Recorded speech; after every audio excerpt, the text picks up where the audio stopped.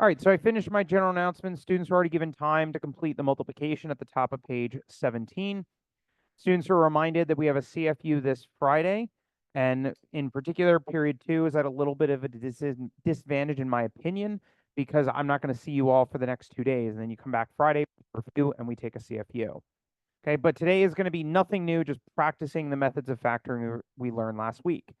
Now, at the bottom of page 17, we're going to start with problems where you are told which method to use, and that is what your CFU on Friday is going to look like.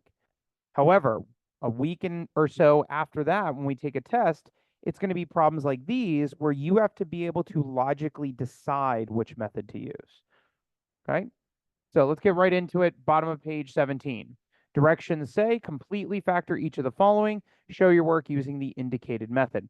So if I'm told difference of squares, then that means I have two terms separated by a subtraction symbol, and I can take the square root of each term. That's exactly what I'm going to do here. I'm going to take the square root of the first term, which is 81. I'm going to take the square root of the second term, which is y squared. That gives me 9 and y, and I'm going to use those values to write a pair of conjugates. Remember that because the 81 came first, the 9 has to come first. Or because you are subtracting y squared, y is the thing that you should at some point be subtracting. So if you write this, let me just kind of reiterate the point I just made. If you wrote this as y plus 9, that's the same as the first term. Y plus 9, 9 plus y, or y plus 9, same thing. But if you write this, that is wrong. This is bad. Okay, so let's just be clear. This is bad. If you write it this way, then what you're telling me is in the original problem, the y came first and it was the 81 being subtracted. So make sure that you do pay attention to order. Okay. Now, the next one you're told GCF. So remember that GCF can be both numbers or variables. So you want to consider what number you can divide both the numbers by. What number can we divide both 6 and 10 by?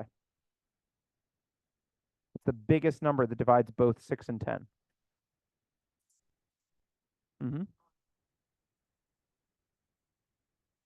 2. 2 is the biggest number that divides both of those even numbers. Now, the other thing is, you'll notice the first and the second term both have an x. So you can actually divide each of those terms by 2x. Notice I put that work in green because I wouldn't necessarily require you to show me that. In your answer, it would be clear 2x was the common factor that you took out. Okay, so 6x divided by 2x is 3, and 10xy divided by 2x is 5y. So this would be your final answer. Okay. I don't need that. There we go.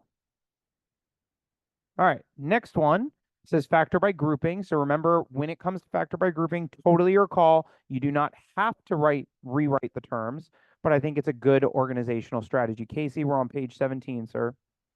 Okay, let's make sure we put that book away. The first two terms, 20x cubed plus 12x squared, both numbers, the biggest number that divides both 20 and 12 is 4. And one has x to the third, the other has x squared. So you can at least divide them both by x squared. Now with the other group, there is no number that divides both 5 and 3. So the only number I can use really is 1. Granted, I'm going to use a negative because I don't like that the first term is negative. But you have an x squared and an x, so I can actually divide both of these by negative x. Now, with the first two terms in the first group, if you divide each by 4x squared, you get 5x plus 3, and that is exactly what you get in the other group when you divide by negative x. Okay? Negative 5x squared divided by negative x is 5x. Negative 3x divided by negative x is positive 3, and that's the exact same term you would have gotten in the first group when factoring out 4x squared. And that's what you need to see. You need to see a shared term, because that is what allows you to factor by grouping, because now I can divide each group by 5x plus 3, and that leaves the first group with 4x squared and the second group with negative x.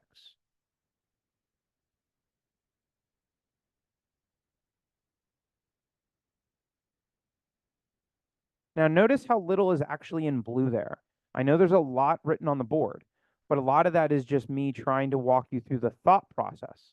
But in terms of showing your work, if you have just that first blue line, I can see what you factored out of each of the first group. I can see what you factored out of the second group. I can see that you had a 5x plus 3 that you could factor out of each group. So as far as I'm concerned, the first blue line is your work shown. The second blue line is your answer. Now, product sum method, remember again, this is incredibly similar to factor by grouping. The only difference is it only has 3 terms. So I need to split that middle term, which is why this is sometimes called the splitting method.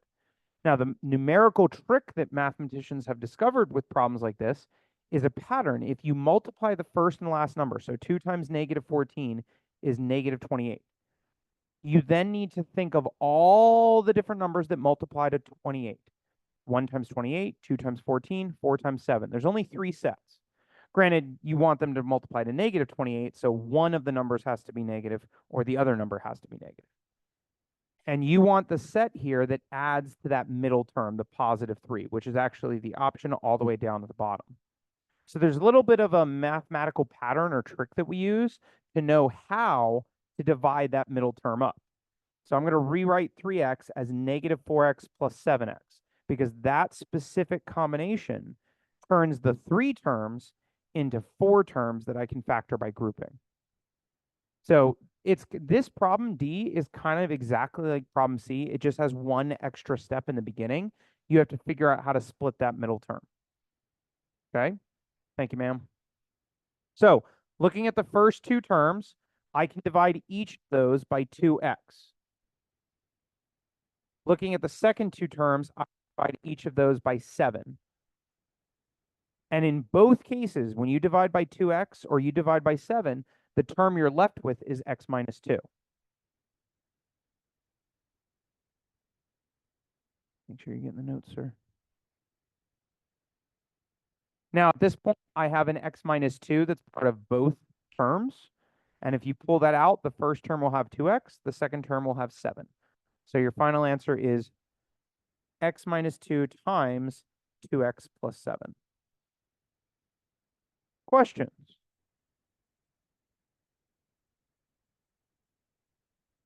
All right, so on this particular page, I wasn't really talking about the strategy of deciding which method to use, but on the next page I will. But again, I want to continue to stress that I will hand you the method on your CFU on Friday. You just have to know all 4 of these methods. Okay, now on the next page, it's more similar to what you can expect on the test, which will come about a week and a day after the CFU. Okay, so go ahead and turn the page. Problem number 2 at the top of page 18 says, factor each of the following using the method of your choice. Show your work. It does warn that one of these cannot be factored. Briefly explain why it cannot be factored. So looking at the first problem, my immediate reaction is there are 2 terms, and they're separated by a minus. So as long as I can take the square root of each term, I want to use difference of squares. And I can take the square root of each term. Casey, you good? Make sure you're taking the notes, sir. I can take the square root of 25x squared, that's just 5x. I can take the square root of 9, that's just 3. And so I can use the 5x and the 3 to write a pair of conjugates. 5x plus 3, 5x minus 3. Now, the second problem starts out very, very similarly, but it has one major difference. When I look at the next problem, I see 2 terms. So immediately I'm thinking difference of squares. However, I can't really, while I can take the square root of 9, I can't take the square root of 12. And then it occurs to me, both 9 and 12 are divisible by 3, and both terms have a y. So what I realize is this is actually GCF. I can factor this by pulling out the common term. I can divide this by 3y. I can divide this by 3y. So if I pull out a 3y from the first term, 9xy divided by 3y is just 3x, because 9 divided by 3 is 3, and the y's would simplify to 1. With the second term, 12 divided by 3 is 4, and then you have the y's simplifying to 1 with a z left over, and I'm done. Like, that is the factored form. It's just that simple. Now, the next problem, x to the 4th minus 25, basically just like part A. Okay, I've got 2 terms, so I'm thinking difference of squares. They are separated by subtraction. Okay, in the previous problem, they were separated by addition. So I couldn't really, I couldn't use difference of squares there. But in C, they are being subtracted, and I can take the square root of both of those terms. Square root of x to the fourth is x squared, and square root of 25 is 5. No idea why I listed them in reverse order like that. That's a little confusing. But in any case, and I can use them as a pair of conjugates, x squared plus 5 and x squared minus 5.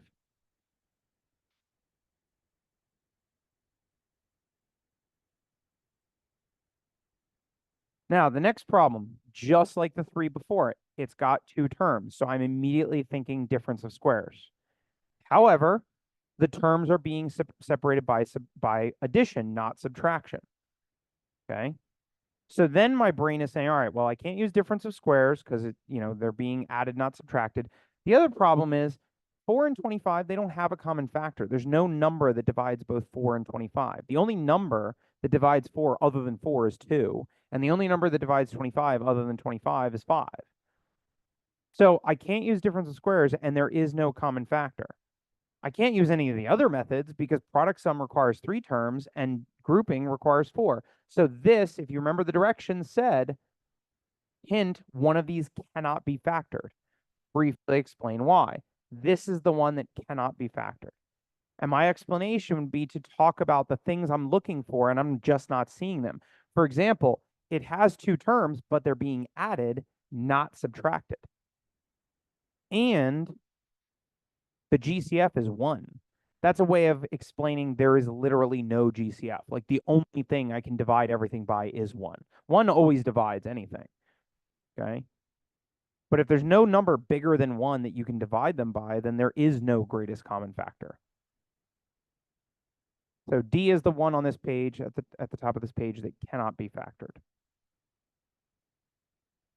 All right, next two, my immediate reaction is they have 3 terms. So without even having to go any further, both of these are going to be factored using the product sum method. The instant you see 3 terms, you can think product sum method. Now, there is a chance that maybe GCF is involved. Like maybe there is some common factor that you can divide everything by. I don't see that on either one of these.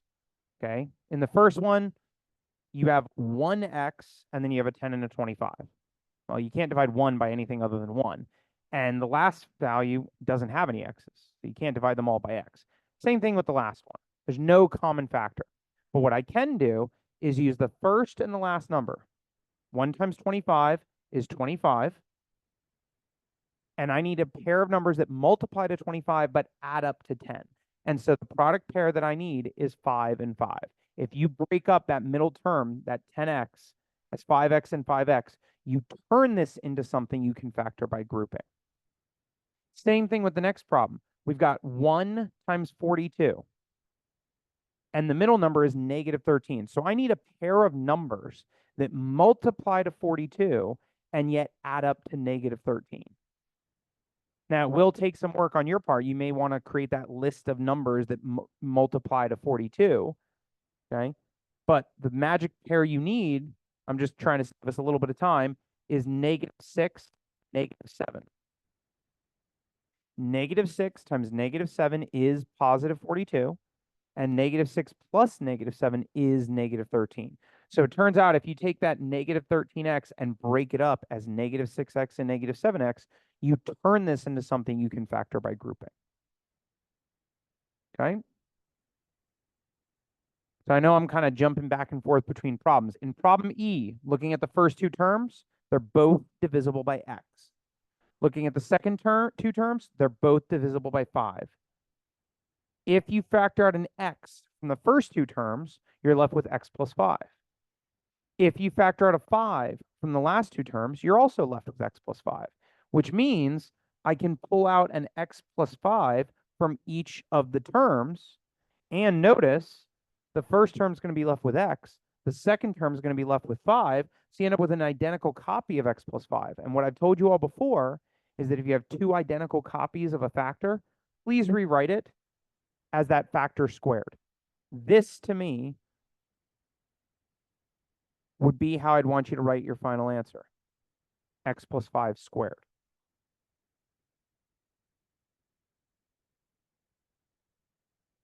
All right, jump to the next one. Again, looking at the first 2 terms, they're both divisible by x.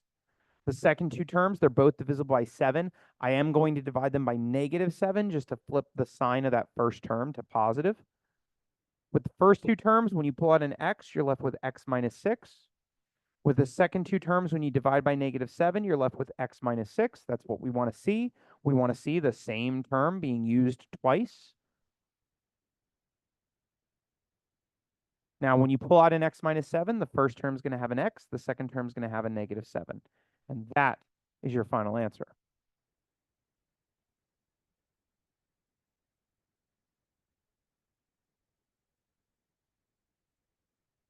All right, and believe it or not, we're down to 2 problems.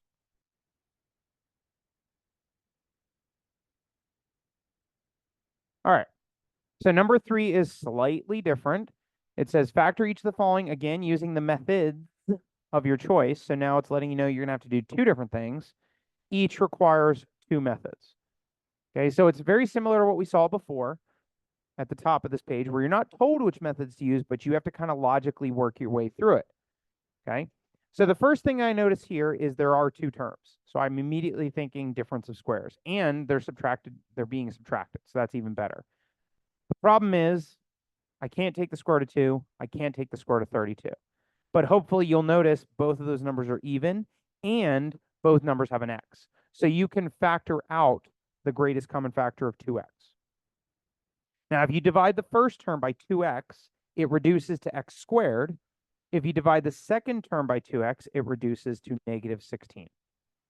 And now I'm done with the 2x part. You know, the GCF method was the first method. Now I'm ready to move to difference of squares, because now I do have in the parentheses 2 terms separated by subtraction, and I can take the square root of each. So I take the square root of x squared, I take the square root of 16, and I'm going to use the x and the 4 to write a pair of conjugates, but don't forget about the term that we factored out in the beginning, the 2x. So it's 2x with x plus 4, x minus 4, that pair of conjugates. Questions?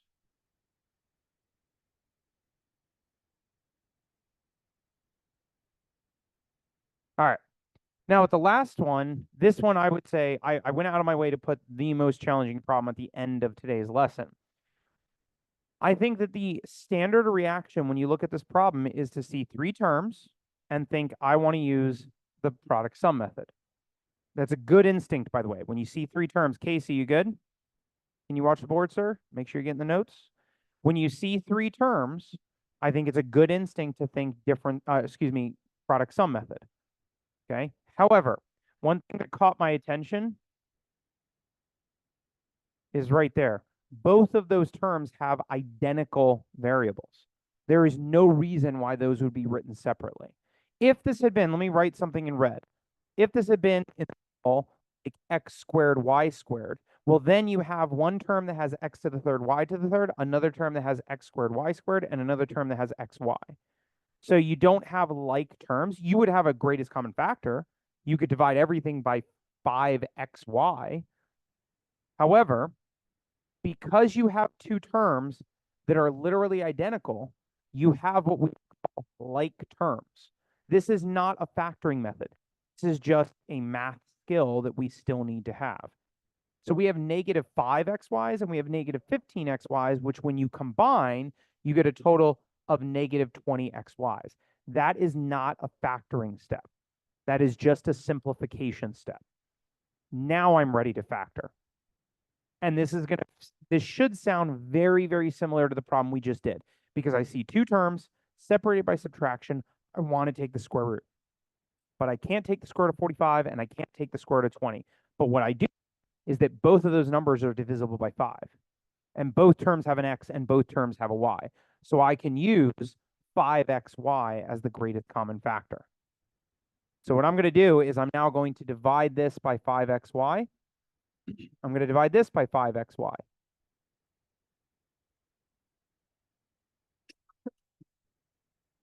Now, 45 divided by 5 is 9. X squared divided by, x to the third divided by x is x squared. Y to the third divided by y is y squared. And -20 divided by 5 is -4. X divided by y, or x divided by x and y divided by y cancels out, because that's just equal to 1.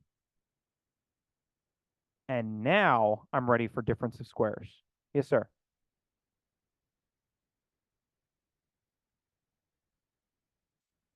You can grab a pass, the hanging pass, sir. So at this point, I've done the GCF method by factoring out 5xy, but now I'm ready to focus on this portion because remember, the directions are you're going to have to use two methods, and I can use difference of squares on that because I've got two, and I can take the square root of that whole mess, believe it or not. If you take the square root of 9x squared y squared, square root of 9 is 3, square root of x squared is x, square root of y squared is y. So the square root of 9x squared y squared is 3xy. And the square root of 4 is 2. So I can now, keeping in mind, still need to keep the greatest common factor portion that we factored out. The 5xy doesn't magically disappear. That was part of the problem the whole time. But now to rewrite the other portion, I'm going to use these two values to write a pair of conjugates. 3xy plus 2 and 3xy minus 2. And believe it or not, if you multiply out that entire mess, it will get you back to the problem that we started with, which is kind of the crazy thing. And now we are done. So I told students ahead of time, and it looks like I was pretty accurate, that I was going to get you somewhere close to half an hour, maybe 25 minutes. We've got 26 minutes left in the day. Like I said, at this point, you should be able to complete homework 77 and homework 78. 77 was assigned yesterday. 78 is being assigned today. I would say use this 25 minutes to complete those two homework assignments. Get that practice in. That way you're better prepared for the CFU on Friday. All right. For anyone watching the recording, thanks for watching. Done for the day. And again, this is homework 78. Thanks for watching. Have a good one.